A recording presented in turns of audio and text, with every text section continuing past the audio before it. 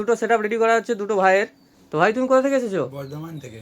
একটা setup ready করা হচ্ছে, দেখবো এক এক করে। একটা 5600 জিটি দিয়ে 16 জিবি র্যাম দিয়ে একটা কম্পিউটার সেটআপ রেডি করেছে। একটা 5600 জিটি পয়সা নিয়ে 550 এর মাদারবোর্ড নিয়ে 80 প্লাস গোল নিয়েছে, 2 জিবি কর্সার ভিনিয়েন্সের র্যাম নিয়ে এনভিএমই নিয়ে 256 এলজি কোম্পানি আইপিএস একটা মনিটর নিয়ে দাদা এসেছে আমাদের শপে। কোথা এসেছে? হাওড়া থেকে এসেছে।